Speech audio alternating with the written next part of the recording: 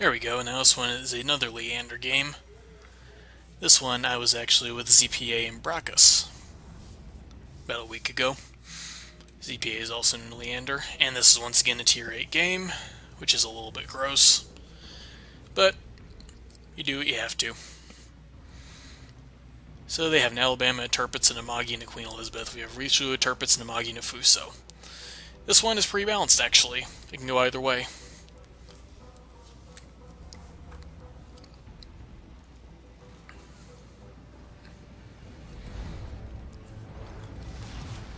And they have a Kid, an Asashio, a Jervis, a Farragut, and an Icarus. So they do have decent torp power, but the Asashio can only hurt battleships.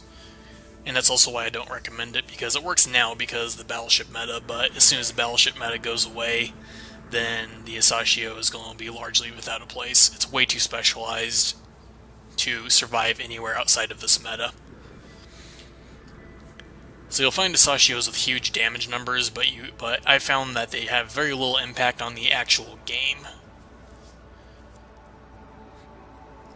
Mostly because they can't really cap, and their guns are too garbage to fight back in any case. So the only thing they have is torping battleships. And if you have smart battleships or people scouting, then it doesn't really work. It only works against lone battleships.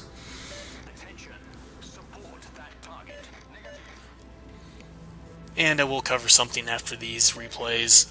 What I call is the different tactics levels available in the game. There's 3 of them. There's tactics that work on your skill, that work on the enemy misplaying, or work on random number generation. And that's top to bottom. Obviously, you want to take tactics that work with your skill, and don't rely on the enemy messing up. And that's what the Asashio does. The Asashio requires the BBs to mess up in order to kill them. There we go, Brackus puts out some speculative torps. And I go ahead and follow him in. And the enemy doesn't seem especially eager to push up, which on a standard battle isn't a bad idea. In standard battles, the advantage usually goes to the defender. The defender tends to be able to dictate the engagement, and since there's no caps that they need to push down, then yeah. It kind of turns into a Sitzkrieg more than anything, so it sometimes gets boring, but luckily these ones out here are getting emboldened by the islands a bit, so I put out some shots against Nuremberg because I was about to go behind the island. Sadly, I didn't see that Farragut come out, which means I'm detected now. So I put jets out on him, and I immediately smoke up. Because as you can see right here, I have 4 people targeting me, and I'd rather not get shot by 4 people. Yeah, it's kind of gross. And these guys over here can spot for me out of the smoke, so I'm not really worried about that. Actually, oh yeah, it was Tuck.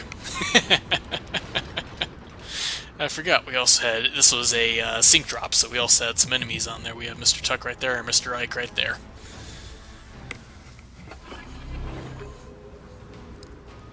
Alright, so we don't really have any good targets right now. Tuck smoked up, and the Nuremberg's behind a island. I don't know why I suddenly blanked on that word. Whatever.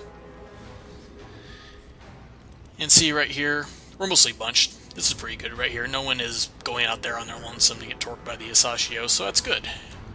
We're arranged to actually support each other. And it's very rare at randoms, but when it happens, it's kind of beautiful. That Tirpitz is going really wide, and he's going to run into all those torp ships over there, as well as all 3 of our BBs. So I go ahead and just try and put a little more on him, as well as smoke glass. There's the Kid. The Kid I'm not too worried about because it mostly has only guns. It has 1 set of torpedoes, but they take forever, and they're really slow. Take forever to reload, rather, and they're really slow.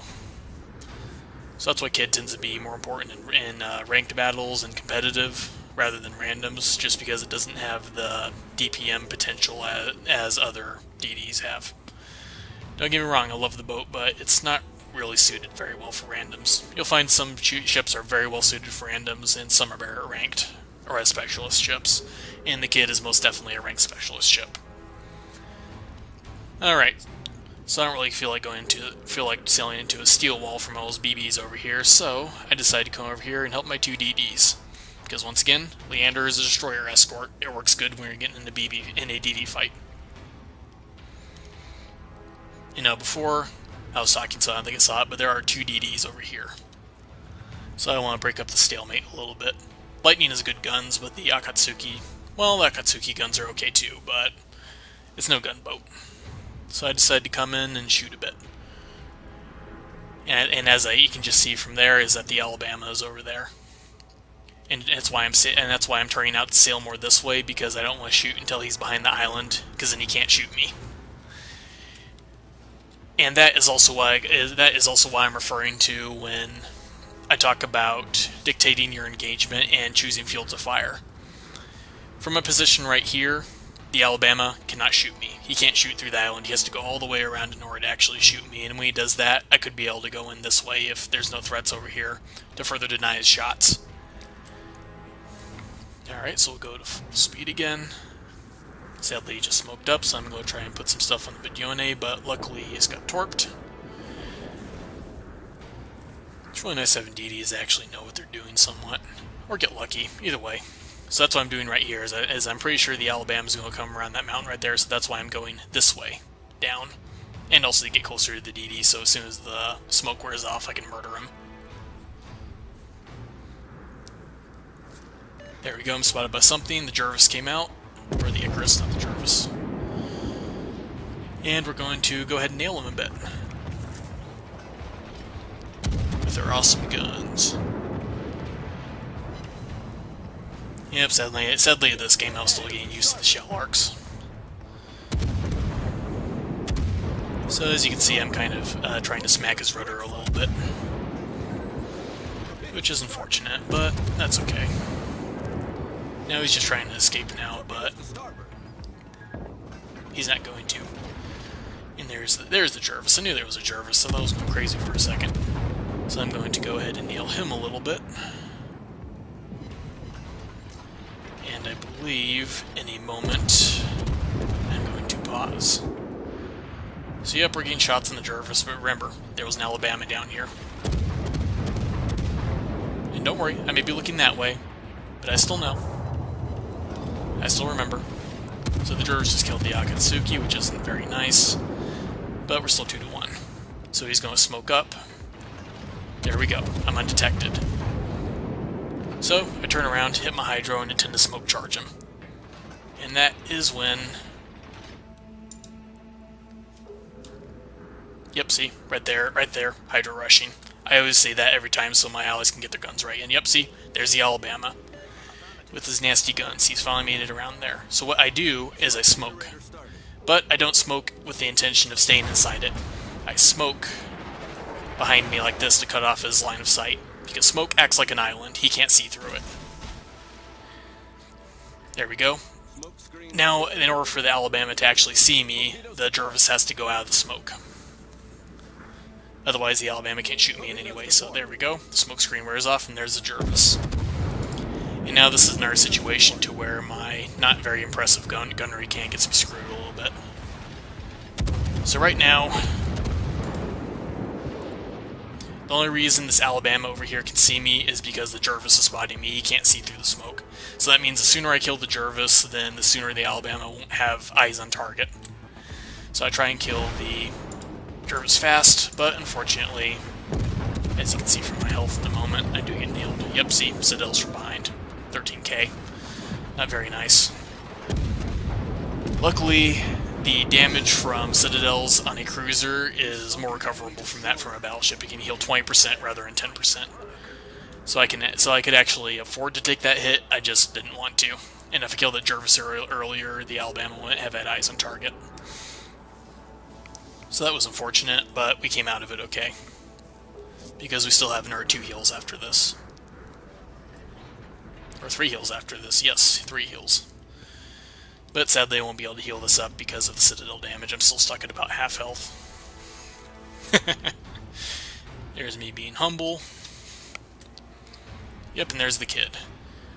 Now, the Lightning probably has it, but I'm going to go support him anyway. And notice I'm not worried about the Alabama anymore because he is outside my detection range right here. He can't see me. So until I get spotted again, then he's not going to be able to actually see me to put shells on target. And there we have Ike. He's actually lasted a pretty long time, and he's doing his job too, being a destroyer escort. Dallas is kind of similar to Leander, except it's a little bit more flexible, I would say. The Leander is built for a very specific role, which is destroyer escorting. That's why you have the fairly weak armor and the smoke and the heals and all that stuff. Whereas Dallas is a bit tougher, and its shells hit a little bit harder, and it has HE. There we go. Sadly, he knocked out my rudder, and I didn't notice it at the time, and I don't have last stand on the ship, so I end up turning around because my rudder's broken. And see right there, I really wanted to hit Ike, and then there we go. Or no, not there we go, it's my heal coming back. There we go, I repair it, so I don't have to go around in circles forever. And since it was 20 seconds since the last shot, now we are undetected once again, and that Alabama can no longer see me. So this is what you kind of gotta do. It's what I mean by situational awareness, is know where your enemies are and what they're capable of. I know what the Alabama is, I know what he's good at, and I know that he's still sitting there, so I work around that. I play around it to make sure to make him as useless as I can. There we go, ZPA is coming up too. This is the mop-up phase because we have a huge numbers advantage, and we can go in and take the cap at pretty much any time.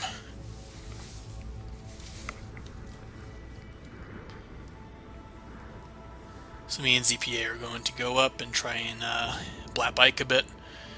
He's spotted by something though, I'm not sure what it is because I'm not spotted. But he's going to smoke up in a minute. It's kind of odd that he can't see what's there either though. It's a mystery.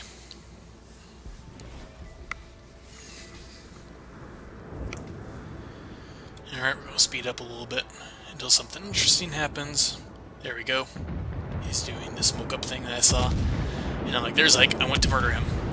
But sadly, ZPA gets the kill. I'm not bitter at all. Yep, see, now I'm spotted by something. I'm not sure what it is either. But since I went through there, I know that's over there. And actually, it's the Sashio. Right there. After doing a whole lot of not a damn thing. Well, okay, he got one kill, so he did something, I guess. But yeah. So we're going to go in with Bracos and me and ZPA in. And we are going to go and show this Sashio that he came to the wrong neighborhood.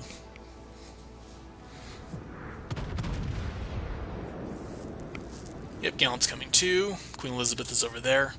This is essentially now a cap race. Well, not really a cap race as much, but that Budione right there is going to be able to block the cap for us, but that means we have to get in here and take it before they kill him, because they had two battleships over there. Yep, see? There's this Sashio Torps.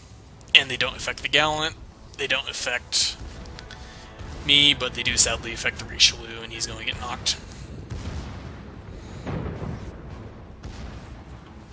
Sad day, but that's okay. Yep, so I go ahead and take. I think it was like that was Brackus' smoke. But yep, I go ahead and take that smoke just because it's fashionable, and then I go out of the smoke because I decide that that's enough fashion for today. Yep, and there's a Queen Elizabeth coming. Now, what I would do is have stayed with that Fusho. I think it's a Fusho. And try and cap rush, because that's the only way they're going to be able to win. And even then, it's probably not going to work. Just from the fact that we have about 5 people here. I know ZPA died. Was gone about blap at the Queen Elizabeth. I didn't know that. Press F to pay respects. Alrighty, so now we're going to see what not to do as a DD. Well, maybe not what not to do, but this DD right here is going to show very, very little situational awareness, and Brackus is actually going to get angry in chat, not chat, on voice comms, because this guy is going to be blocking his torp angles almost this entire time.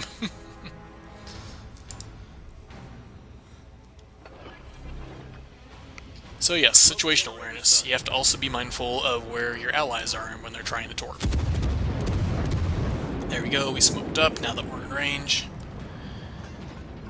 There we go. We are undetected, and now we were going to fire more at him, but he's going to go behind the island. Yep, and the Bedouin just died. Yep, gallant clear. Because he's just sitting there, and Fracas is trying to go back, and then he starts going backwards, too.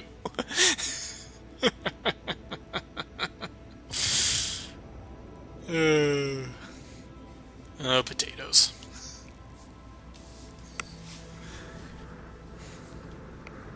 And Bracca's got nothing to do with that, so he's going back as far as he can. And I'm trying to get in range of Torps too, but I decide not to. Because I have a feeling that as soon as I aim my Torps, that Gallant is going to decide to start going forward again, and right into my Torps. Yep, see? There goes the smokestacks. Yep, he's going forward again. If I fire now, he's going to run into them, and I'm going to be turned nice and get myself a nice little camouflage of pink.